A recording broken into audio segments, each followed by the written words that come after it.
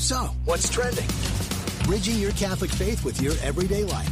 You're listening to Trending with Timmery on Relevant Radio.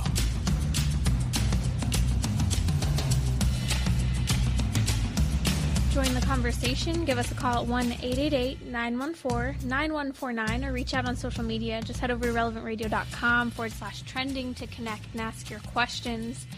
I've had a couple days to really think over the recent Supreme Court decision redefining sex, and we'll be talking about it a little later on with my guest who's here every Wednesday, Associate Marriage and Family Therapist Michael Gasparro. And I keep thinking about this. You cannot redefine sex, no matter what the law says, no matter what self-determination or arbitrary kind of arrangements defined it. You just can't. Just like you can't redefine motherhood. Look where contraception in the pro-abortion culture has taken us. It's rather telling. I'm fascinated by what's happening right now, as I think that we could look at the bylines of many single people on social media, and I say this in jest because I had a family member who, when she came of age to post something as a byline on social media at a very young age, put single Pringle and ready to mingle under her social media profile description. And she was far too young to be single Pringle as her identifying terms here and to be ready to mingle. But isn't this the case of so many people in our culture right now? They want to kind of identify and throw that Facebook label up there as single to let people know that they're available. But in fact, I think the new definition of many people in our culture right now is I'm single, I'm alone, and for women in particular, I'm desperate for a baby. And this can be seen in new shocking ways when, for example, conversations such as those had by reality TV stars on the show Keeping Up with the Kardashians points to this with regard to topics surrounding freezing your eggs in the event you may want a child later on and have baby fever, but maybe it's too late. And maybe there's no man. Listen to this clip, because this clip's fascinating to me. Here's Kris Jenner, the matriarch, the mom of the family from the reality TV show Keeping Up with the Kardashians, as she's talking to her daughter, Khloe Kardashian, who's a single mom and has not been with her baby daddy for about a year now. Listen to this. Do you want another baby? Not now, no. Are your eggs frozen? Nope. If I want to, I will one day. I just don't care to. You need frozen eggs. I'm not worried about it. Mom has her priorities straight here. This is after, and we talked about this yesterday on the show, after the mom gives her a hard time for not having been on a recent date, which is just flabbergasting to me because this poor girl is choosing to go on a dating cleanse, as we talked about with our in-house matchmaker here on Trending yesterday. And now here she is pressuring her daughter, who's showing that she's somewhat content, doesn't want to get into it, that, well, do you have baby fever, essentially? Do you really want another baby? You're talking to a single mom here, Miss Kris Jenner. I don't get why you're saying this. And then she tells her daughter that she needs to freeze her eggs. But you see, this doesn't fall short of the cultural narrative we're in. This may be on a reality TV show, but there are a lot of women wishing that they had frozen their eggs, and it gets to a deeper issue. But let's touch on just a couple of the consequences that really come up when we try to find scientific solutions to whether it's infertility or, let's be real, the real issue. We're not dealing with infertility as much as we're dealing with people who are delaying having children, and their biological clock has been ticking. Yet the culture, including you and I at times, have encouraged people, you have time to get married. Don't worry. It's a serious commitment. In fact, when I announced that I was engaged to many people in the secular world, they're like, oh, hope you know what you're getting into. It was a very negative and pessimistic response from what I'd say was over 90% of the people I spoke to. Now, here are some of the problems when we try to find these solutions here. You see, women who go through freezing their eggs or even in vitro fertilization, let's start with the woman's experience. Superovulation is harmful for a woman's body, both in the short term and the long term. You see, in order to freeze your eggs, it's not just, okay, I released one egg during this cycle, so we're going to freeze this one egg. No, it's usually done as medication. Various treatments are produced in the woman to essentially produce a plethora of eggs. At times, even all of the eggs she has left, because you have to remember, we are in the womb as women, as females, already have the number of eggs that we will have for the rest of our life. And so if we super ovulate the body to produce a bunch of eggs, we don't know how many more there will be. So you may or may not be able to conceive through natural intercourse after that. Not only that, this process is very harmful on the woman's body. You're not created to super ovulate multiple eggs at once. It's both short-term and long-term causing harm for women. And just to see women I've known go through this process, it's incredibly hard on their bodies, both physically and emotionally. Yet they think that this is what they have to do to possibly secure a future. Also, freezing eggs doesn't necessarily mean that you're going to be able to conceive a baby via in vitro fertilization or whatever you're thinking about doing. Nor does it mean that you'll also be able to carry that baby you are trying to conceive with those frozen eggs. And the woman goes through tremendous psychological harm through the process of this experience. Psychologically not helpful, physically not helpful. And we could go on and on about the social impact this has on the woman. I'm just barely scratching the surface here. But what about the child? The child who has been produced via in vitro fertilization or through frozen eggs tends to have a much higher risk of being a premature baby, very common for these types of children conceived in such a way or produced in such a way, however you want to call it. It's also important to remember that often this is being used in the cases of infertility.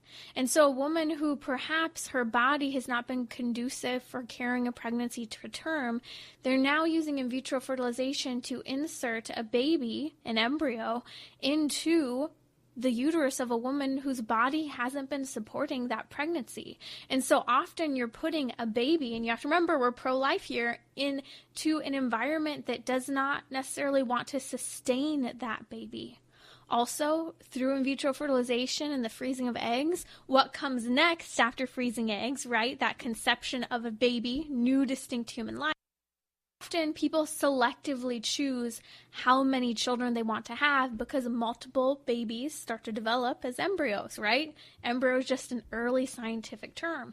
And so let's say they implant 4 embryos, new babies, into the woman's womb. Well, that woman only wanted maybe 1 or 2, and maybe she really only wanted a girl. And so the other babies are selectively aborted. You see, this is a real problem, and here I'm going to give you another example of it. You're listening to Trending with Timmer. If you're just joining me, if you'd like to weigh in on the conversation, go ahead and reach out on social media. Just head over to relevantradio.com/trending to get connected on Twitter and Instagram. So I was reading this article that was sent to me. In fact, it's from a fascinating source. So there's this new kind of piece on slate.com, and they have a care and feeding column essentially on their website. And what's fascinating about it is that various people writing for Slate are giving out advice. Now, one of these kind of submissions was submitted by someone who signs themselves at a crossroads in a Catholic country. That's what they put as their name. So they're trying to make it clear that Catholicism is really weighing in on their decision here.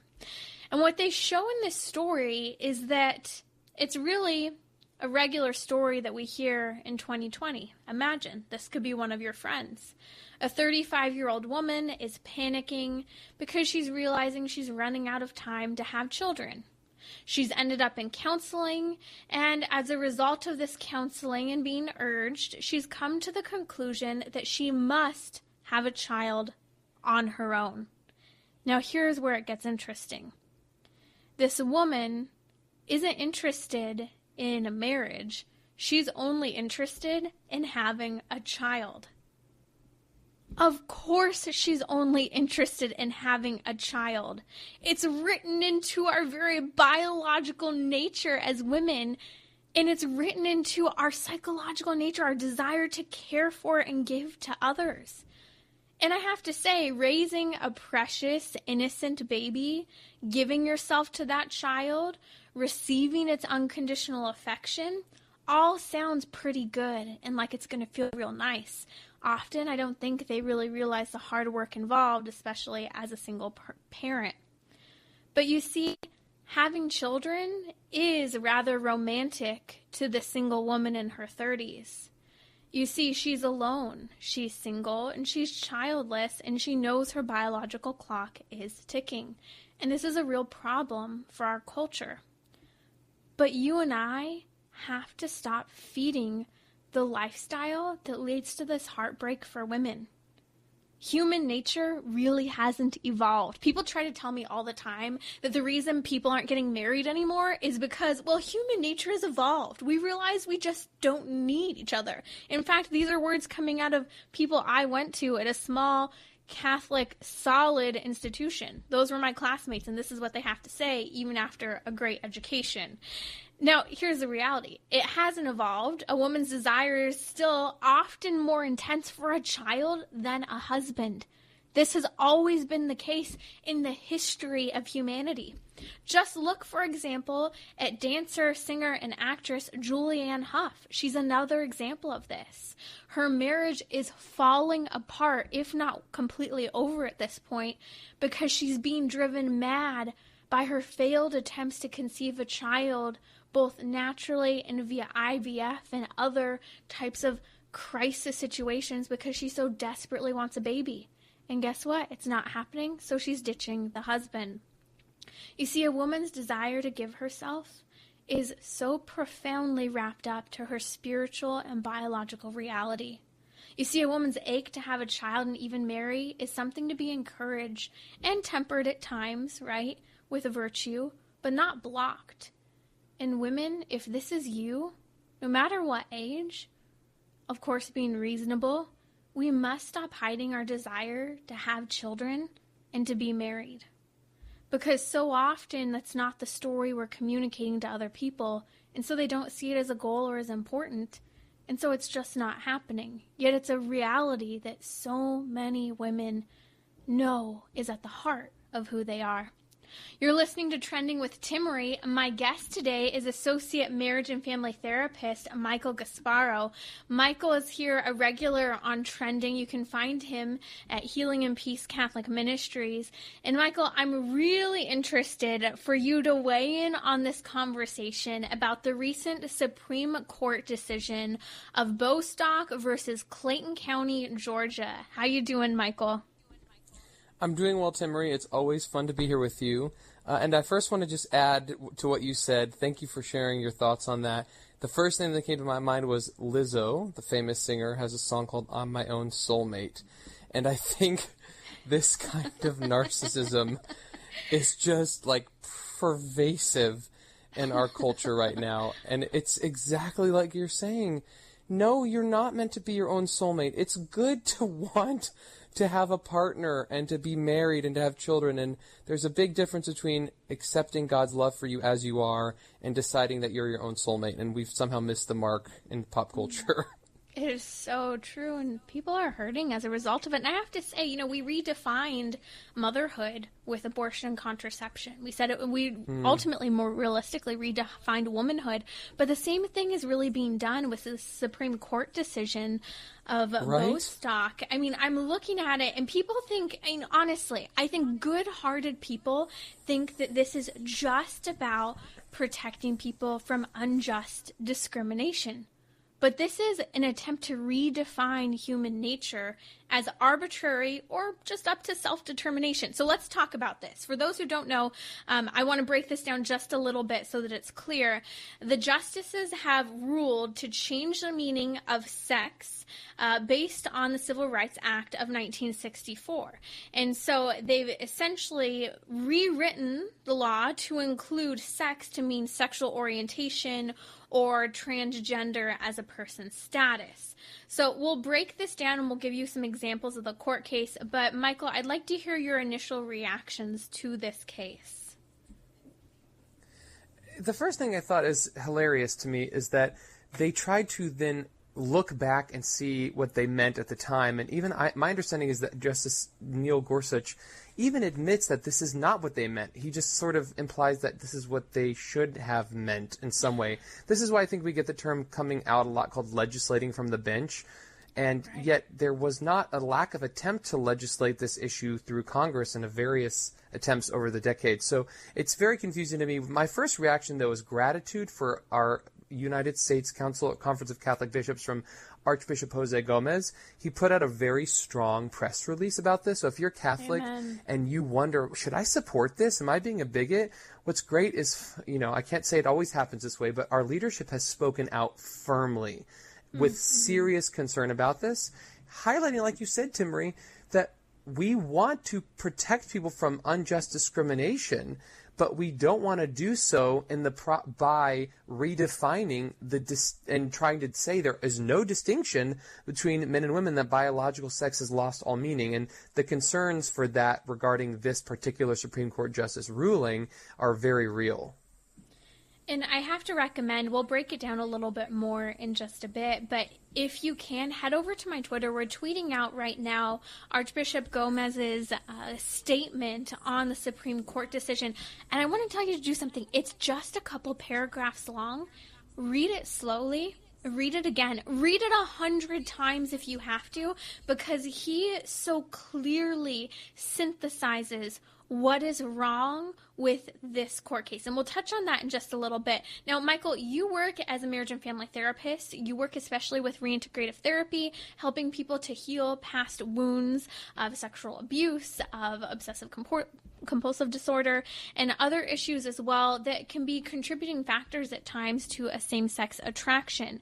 Can you speak to kind of your initial reaction from that perspective to this Supreme Court decision of Bostock versus Clayton County, Georgia? My first reaction is that somebody's sexual orientation is often not even discussed in the workplace. So the idea that this should be included in a Civil Rights Act when it's so often irrelevant means that they're conflating the issue of sexual orientation with something immutable like the color of your skin, and unchangeable like the color of your skin. And what we often deal with as therapists and as Catholics are the reality that people's desires reflect a variety of choices they can and maybe choose not to make in their lives. And while we don't want to encourage people to unjustly discriminate against somebody because of their attractions towards people of the same sex, there are plenty of businesses and organizations that have codes of conduct that are in line with their values and conscience. I'll give you a great example. I worked at it's not even a Catholic counseling center. It was a Christian counseling center of a non-denominational Christian church, and we had to sign a code of conduct that included a variety of concerns related to sexuality while we were employed at that counseling center. That could be considered discrimination now, according to this interpretation of the Civil Rights Act of 1964. Right. So this is going to create conflict for churches, but also possibly for non-specifically religious businesses that want to represent their business through the way their employees portray themselves to the outside world, which is a normal and acceptable request of people wanting to work for you. And to be clear, we're seeing yet again, there may be some small religious exemptions for churches, but if you're a person of faith operating your business and there's a clear violation of perhaps a code of conduct that you would like to see, you can't let go of an employee. And I want to just give this as an example because one of the three court cases, because this was combined into one court case, one of them had to do with RG&GR Harris Funeral Homes. Now, imagine this. You have a funeral home and you have a male employee who is suddenly insisting on dressing like a woman while at work. He's clearly a distraction. He's clearly a man dressed as a woman. And these families are trying to mourn and grieve the family member that has been lost. And now you're faced with an employee that is an outright distraction and is drawing insensitively, might I add, attention to himself. And I have to say, Michael, there's a real psychological problem here, because shouldn't we have learned as children to stop drawing attention to ourselves, especially in inappropriate situations? I don't know. I remember acting like a fool and twisting my hair around my finger, and my mom saying, stop doing that because you're drawing attention to yourself in certain situations that you shouldn't have been. There's more to the context, but still, this guy is inappropriately pulling the eyes toward himself in this situation where they're grieving families. And it's not appropriate. So this man has no religious exemption, no moral exemption, no even exemption to make sure that there's an appropriate situation for grieving families because of this court case. I know, it's so interesting, isn't it? And one of the biggest concerns I have is the idea that it is okay to normalize something that would at one time have been considered very concerning or perhaps even disordered behavior. And it's really important to remember that, as always, Timmer, you and I, we say it ad nauseum, that we want to treat people with dignity and we want to show them respect, but that goes both ways. That means the world is not all about you, the individual, that sometimes there are things and places where your needs are not the only ones that matter. Similarly to these situations with locker rooms, just because you as an individual, male, born male, feel like you might be a female, even though we both know, you and I, Timmer, that that's not possible or real, medically speaking, that doesn't give you your needs to trump the rights and the needs of the larger community of women who you'd be violating. So we really have to look at this through a larger lens of how do what my needs defer to infringing on the needs of other people, or the rights, I should say, of other people to certain privacies. The other thing that comes to mind, Timmery, is when you're having these circumstances unfold, what if you even spoke about this out loud? If it's considered discrimination to believe that a man is a man and a woman is a woman based on their natal sex, and then you speak against that, does that mean now you're being discriminatory in the workplace for even having that opinion? This is sort of like becoming thought police, it sounds like to me. It's very concerning.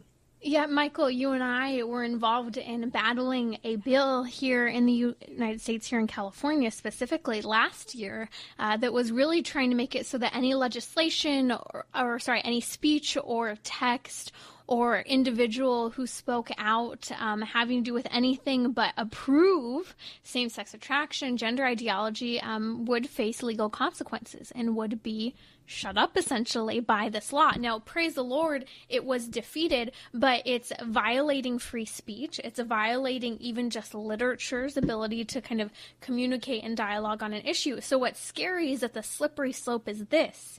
If they can redefine sex discrimination for an employee, according to the Civil Rights Act of 1964, what's going to prevent them from the silly story that I think you have spoken about with me here on Trending, the case where in Canada there was a man who kept insisting that this poor woman wax his genital areas, okay? He wanted the Brazilian wax, okay? Now, he's crazy. That just sounds really painful.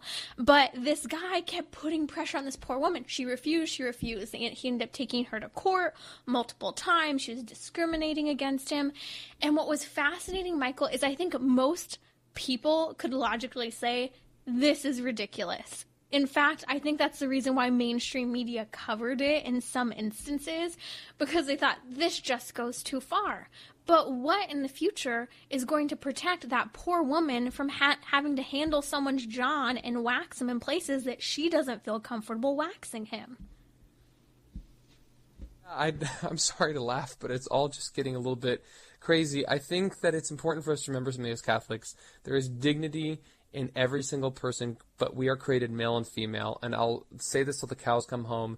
When we act in a way that is not in accord with our dignity as people, we hurt ourselves. We shoot ourselves in the foot. And this court case seems to be an example of the United States Supreme Court doing something that could have ramifications down the road, negatively impacting culture because of that denial. Right.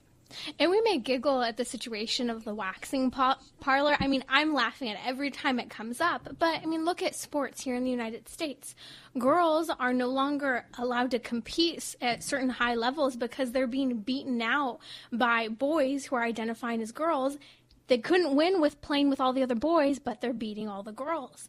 Locker rooms. Girls are being made to feel incredibly uncomfortable because little boys who want to say they're girls are walking and waltzing right into their locker rooms.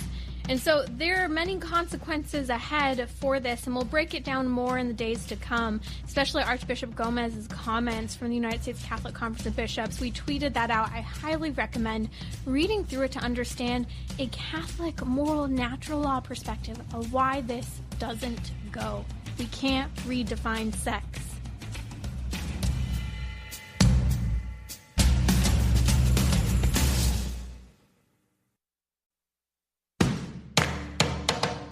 We're talking about what you're thinking about. You're listening to Trending with Timmery on Relevant Radio and the Relevant Radio app. The Relevant Radio studio line is sponsored by Catholic Order of Foresters. Employment opportunities to become an agent or information about their flexible premium life insurance plans are available at relevantradio.com/Forester. With me is Associate Marriage and Family Therapist Michael Gasparro, joining us every Wednesday. You can find him at healingandpeace.com. He's working with Healing and Peace Catholic Ministries as a therapist. Before we move on to our next story about Kelly Clarkson and the bomb that was dropped recently, I want to just touch briefly, still talking about the Supreme Court decision redefining sex, which, to be clear, cannot be done. We're talking about the Supreme Court case at Bostock versus Clayton County, Georgia. Now, here's what's fascinating, Michael. Praise the Lord, we have incredible leadership on this issue coming from Archbishop Gomez, who is the president of the United States Catholic Conference of Bishops. And he's come out very clearly. Let's break down some of these comments. One of the first things he comments, like I mentioned, essentially is that you can't redefine the meaning of sex. He said it may have been redefined legally, but essentially he's like pointing to the fact that this is a problem. And the next point, and I'd like to get your comments on this, he says this is an injustice that will have implications in many areas of life. How will this affect, or could you see it affecting down the road, therapy? I think it could affect therapy because we already are seeing such a push against people receiving therapy that would be anything other than what is labeled gay-affirming or gender-affirming therapy. So many of us Catholic therapists at Timmery, we try to provide therapy for people who have issues with either same-sex attraction or gender dysphoria that pursue therapy because they want to either live according to Catholic moral teaching or accord with their bodily design, their biological design, even though they have disturbances around it, like a boy who believes he might be a girl but knows that he's not, but is struggling with that, what we call dysphoria. And this might create a scenario where counselors are considered being discriminatory for counseling according to their conscience and values and supporting the conscience and values of their clients in this regard. So I have great concern about that. I'm not going to lose sleep because I have hope in the Lord. But I do want to highlight, too, that Bishop Gomez is also saying that we will not be happy pursuing a path contrary to God's plan. So Right. if you try and go down that rabbit hole, I've done it too. In my life I've said, how about this way, God? Let me do it my way. And let me tell you, it doesn't lead to happiness when I do things like that. God brings me right back to the path. And it's so true, because that final comment that Archbishop Gomez makes is that you won't find happiness. And he says, well, here's why. Because when we erase what he calls beautiful differences in complementarity in the relationship between man and women, he says we ignore one, the glory of God's creation, that God created us here, right, with a purpose. He chose for us to be male or female and to act and live accordingly, not just on a physical level, not just on a mental level, but it actually says, if you read in the Catechism of the Catholic Church, that this even impacts our spiritual reality with how we relate to God and other people. And so he goes on to say, Archbishop Gomez in his comments, that this is a serious, quote, harm for the human family, which is the first building block of society. How do you see this as the case as a marriage and family therapist? Well, divorce and single parent homes are already rampant in our culture, and I don't think this will help. This will continue to undermine, like you were talking about earlier with in vitro fertilization, undermine the idea that it is best to have a husband and wife in a lifelong marriage raising children together. But what I love about Archbishop Gomez is he finished with kind of a really clear, strong statement about the dignity of the human person. He said, without exception, every person is made in the image of God, and they must be treated with dignity, compassion, and respect, which I love, Timmery. And then he even put one final point on it, which was protecting our neighbors from unjust discrimination does not require redefining human nature. And let's sing that sing it from the rooftops. Because we, again, don't have to want to pursue discriminating against people unjustly to say, look, people, don't redefine what normal human nature tells us. Biology is real. Sex is real. Mm-hmm. Do not be fooled by the ways of the times. We were fooled by abortion, contraception, a divorce culture. Look where it has taken us. The heartbreak and confusion. And sure, people may say, I thought this was about protecting others from unjust discrimination. You can't redefine sex. You can try to claim that you are. You can try to live a contrary lifestyle, like you have said, Michael. But you can try. It will not bring happiness. And this is where we have to drive home this message. Truth is within the church. Truth is from God. We cannot change the truth of our human nature. And so we cannot redefine sex no matter what a court case tries to do. Absolutely. And, for those who don't believe yet in God, we can also point them to the observable reality of our biology. If we live in accordance with your design, you will find more peace and joy. And I think it's so great being part of this young adult Catholic movement, Timmery, that you share so eloquently on the air, is to share with people the joy of that, the beauty of the faith, and that we really want to lead people to peace in Christ. And that is a selling point that can be more easy to get behind. Amen. I wanted to change topics here for a second, Michael. So last year, there was the announcement that Kelly Clarkson was made famous for her being a contestant years ago on American Idol in the early 2000s. She's a singer, well-known. She now has her own talk show. And I remember last year I was in CVS and kind of glancing at all the magazines there while I was in line. And there was one magazine that just stood out so beautifully. Instead of talking about all the drama and the culture, who's cheating on who, this and that, it was a photo of Kelly Clarkson and her family. And it was announcing her new show, and I ended up picking up the magazine and flipping through it, and there were pages of pictures of her and her family and her children. And I thought, wow, if only we could see this every day. Here's an intact marriage. Her and her husband had been married, I think, for that point 6 years, now 7 years. Now, here's what I find fascinating. Cosmopolitan magazine online reports that Kelly Clarkson and her husband have filed for divorce. Kelly Clarkson has claimed that the quarantine was detrimental to their relationship.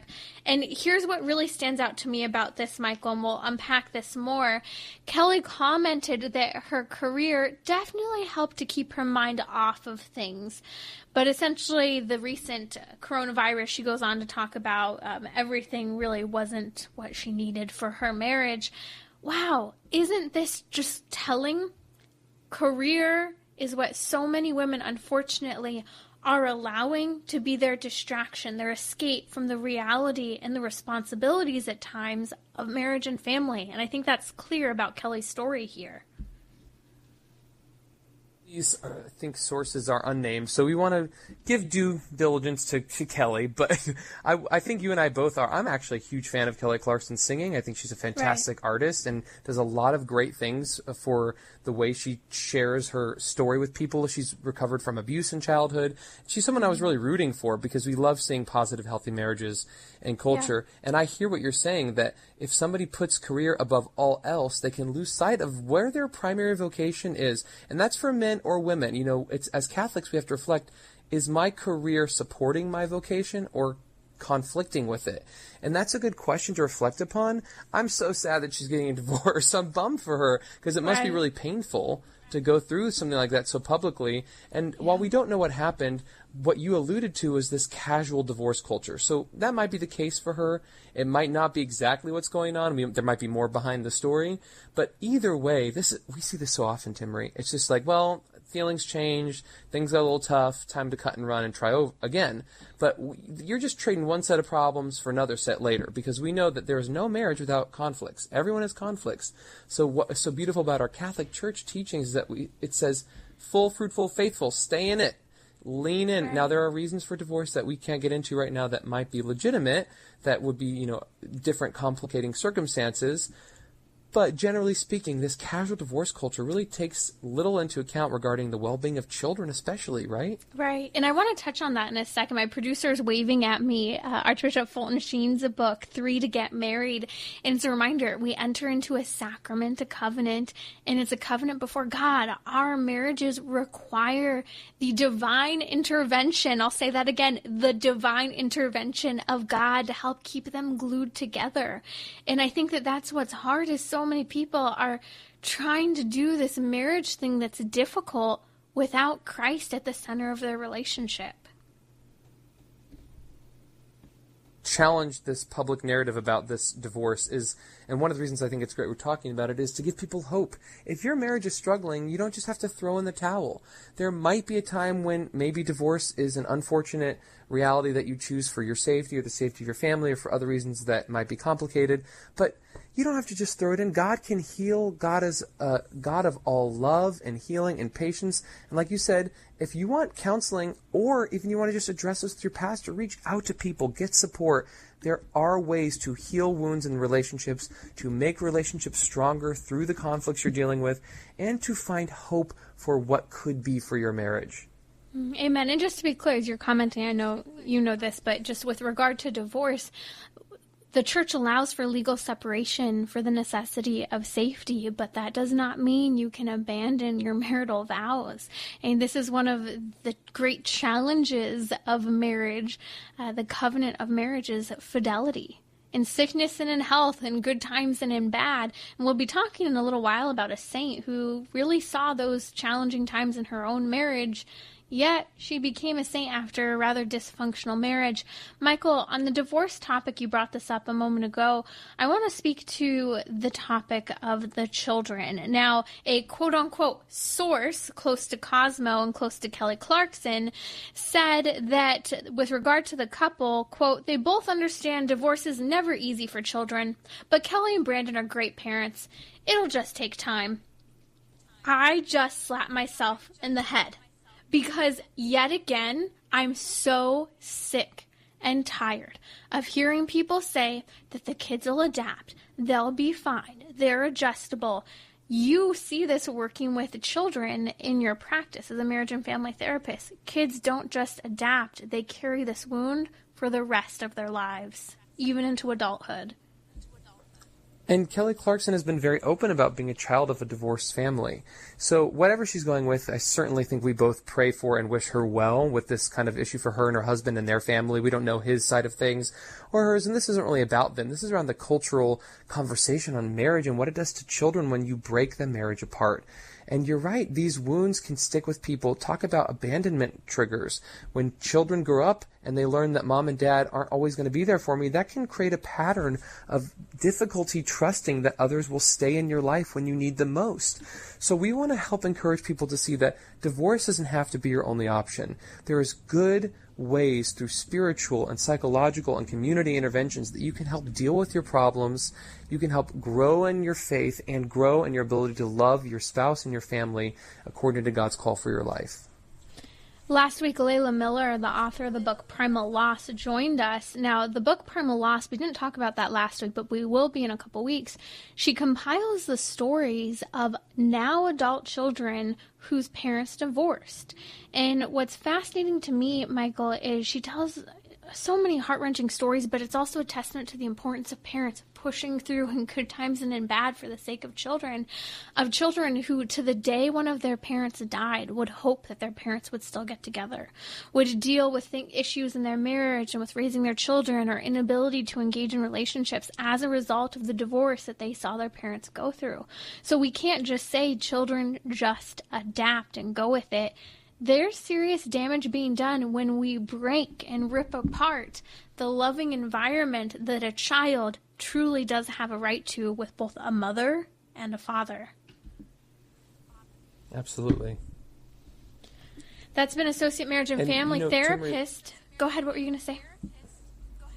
Oh, just that people need to remember that cultural message around marriage do not have to dictate how they choose to address their marriage conflicts, and to reach out to groups like our clinic, healingandpeace.com, or other places with good Catholic, encouraging people who can help them work through their marital difficulties. That's been Associate Marriage and Family Therapist Michael Gasparro. Again, find him at healingandpeace.com. We'll be right back here on Trending with Timmery. So, what's trending? Bridging your Catholic faith with your everyday life. You're listening to Trending with Timmery on Relevant Radio and the Relevant Radio app. This Friday is the Solemnity of the Most Sacred Heart of Jesus. Father Rocky wants you to join him for Mass at noon Central. You see, during the Mass, he'll lead you in the consecration to the Sacred Heart of Jesus. 350 years ago, Jesus appeared to St. Margaret Mary Alacoque in France, asking her to spread devotion to his most sacred heart, and he promised great graces to those who would honor him in this way. So make sure to tune in this Friday at noon Central. I want to talk a little bit here about a saint whose feast day was celebrated on Monday, and I had never heard about her before. It's Saint Marguerite Duville. And you see, she experienced a very dysfunctional marriage. In fact, she had 6 children, and 4 of those children died at a very young age. She also was widowed. Now, St. Marguerite Duville fascinates me because at the same time as I was reading her story this Monday on her feast day, I was also presented with the recent announcement that we were just talking about of singer Kelly Clarkson's filing for divorce. And we were talking earlier about how if you don't have Christ at the center of your relationship, if you do not have divine intervention in your marriage, it's going to be very difficult to keep the pieces glued together, to keep the goals in sight, to keep the responsibility at the heart of how you live out your daily loving responsibility toward your spouse, toward your children. Yet I look at Saint Marguerite here, and it fascinates me because here is a woman who experienced a very dysfunctional marriage. Her husband was a gambler. He sold liquor illegally. He really treated her rather indifferently, yet this woman who went through all of this emotional abuse, financially difficult times, still cared with a great compassion, as we know in her biography, until he died in 1730. Now, this is also the same woman who, at the age of 12 years old, had to leave school just to care for her widowed mother.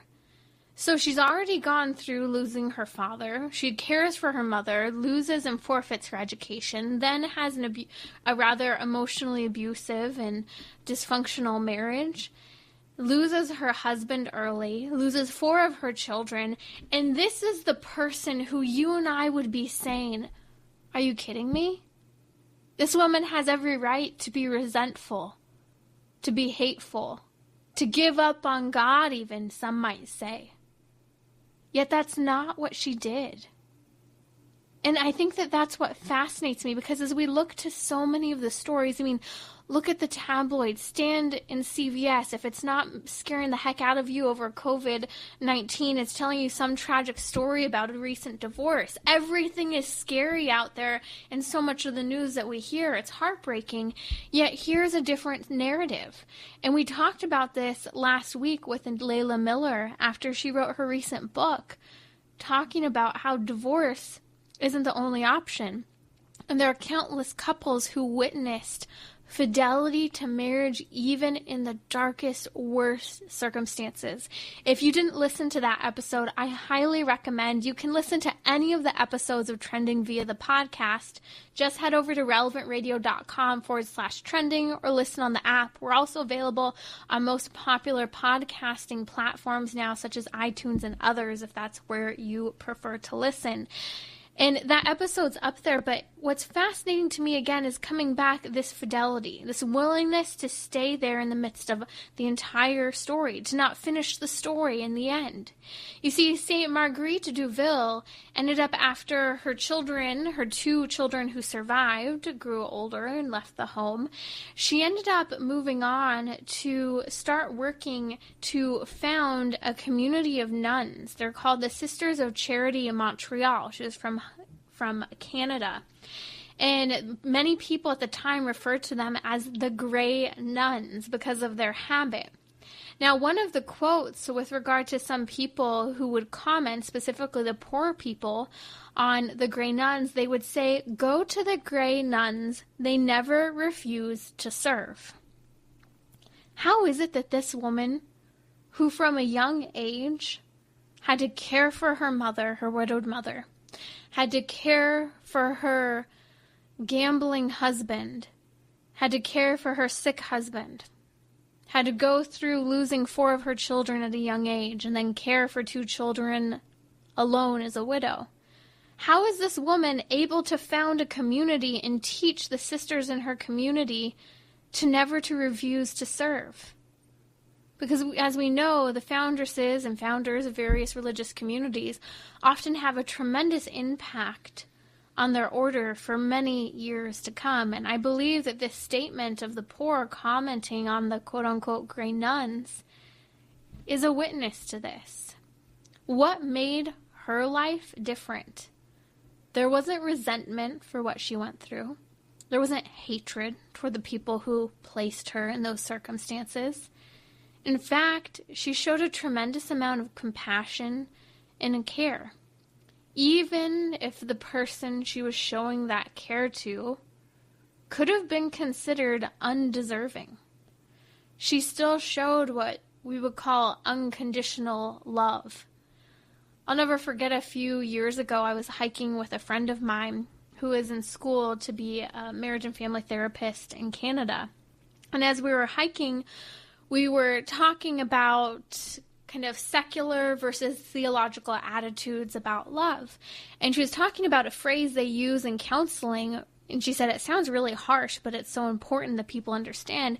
It's called essentially disinterested love, that the goal in the development of how a human person loves is they're able to get to the point where they love in a disinterested way. In other words, it's not about me, myself, and I. It's about the other person, even giving them love when it doesn't benefit me, when it doesn't make me feel good, when it's hard, when it's difficult to give. You still give. And this is a sign of maturity for the human person as they learn to love adequately.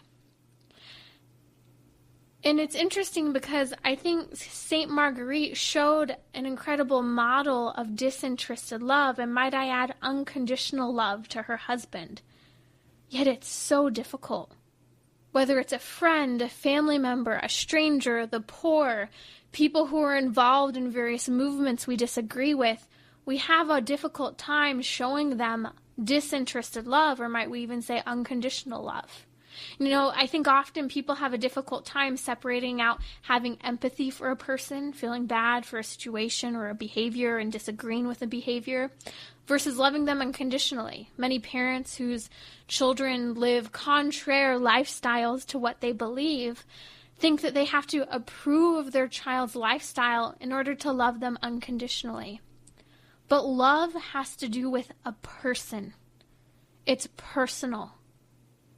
Now, that person may choose to act in a particular way, such as a spouse cheating, such as a spouse gambling away the family's fortune, such as a spouse who's been abusive. But St. Marguerite essentially shows us in her witness of eventually becoming a saint that she saw this great responsibility to develop a sense of love for others, not just her difficult, dysfunctional husband, not just her widowed mother, but even for the poor. And now even people she never met, by forming the community, the religious community of the Grey Nuns that she formed.